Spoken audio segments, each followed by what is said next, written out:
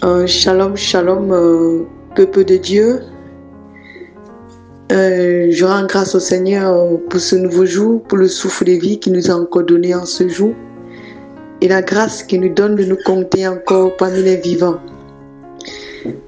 Et je laisse ce moment que le Saint-Esprit nous guide en ce moment afin que je puisse délivrer ce témoignage, que ce témoignage puisse toucher le cœur de plusieurs de nos sœurs encore qui sont dans la réticente. Saint-Esprit, que tu agis, Seigneur, dans le cœur de tous ceux-là qui ont encore le cœur endurci et que ce message touche le cœur de l'une de ma sœur ou de mon frère. Dans le nom de Jésus-Christ, j'ai ainsi prié. Amen. Oui, je m'excuse, mes sœurs, je vais rester anonyme.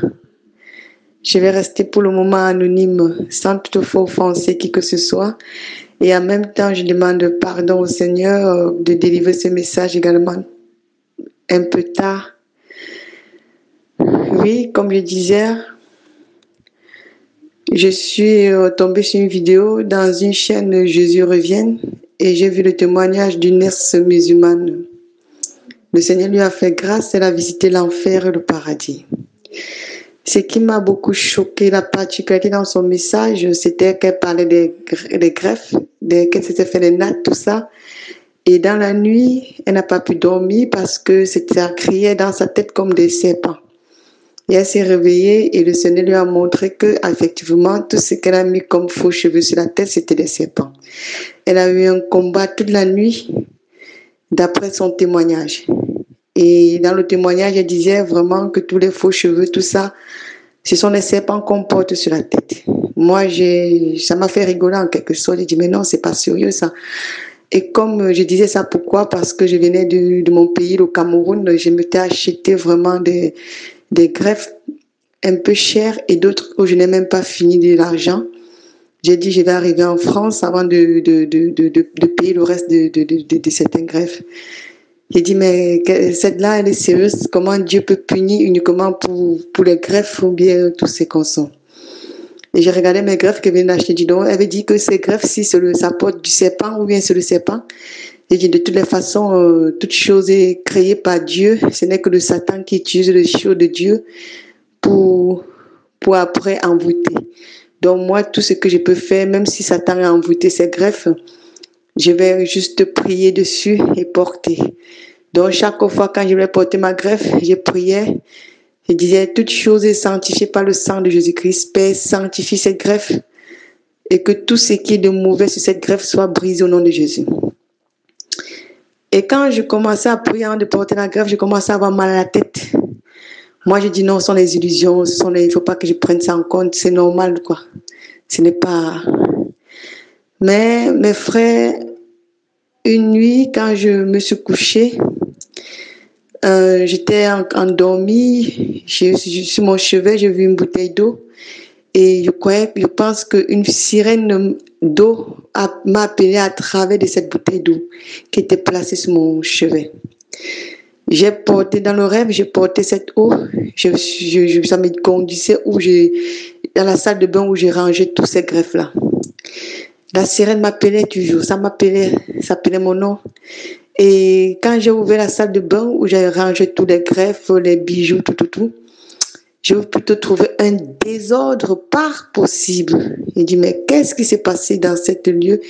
Qu'est-ce que mon mari est venu chercher ici avant de laisser tout ce désordre-là? J'étais vraiment dit, mais je ne comprends pas d'où vient ce désordre. D'où vient ce désordre pas possible? Et après, la sirène continuait toujours à m'appeler à travers la bouteille d'eau.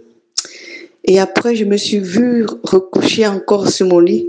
Et un démon est venu avec un manteau de la soutane de la mort pour m'emporter. Par la grâce de Dieu, j'ai griffé, je me suis réveillée. J'ai dit, mais pourquoi j'ai fait ces rêves? Et l'idée est venue à ma tête que sûrement, comme ça m'a conduit où il y avait les greffes, je me suis levée, je suis allée effectivement là où il y avait mes greffes. Tout était bien rangé, tout. J'ai dit, mais pourquoi donc je viens de faire ces rêves? J'étais dans la panique, j'étais dans la peur. J'ai dit, peut-être ce que la femme là disait, c'est vrai dans le témoignage. Ça m'est arrivé, donc j'étais dans la panique, j'ai dit que Seigneur, vraiment, si c'est que tu veux, je vais jeter ça, même si je n'ai pas fini l'argent. J'ai même d'abord pensé à un moment donné que je devais remettre à la personne. Mais le Seigneur m'a mis en cœur de jeter ça et de rembourser l'argent à la personne. J'ai dit, ok Seigneur, cet argent que je vais remettre à cette personne, vraiment que ça soit aussi un argent pour sa conversion. Après, j'ai pris les mèches, je suis allée les jeter.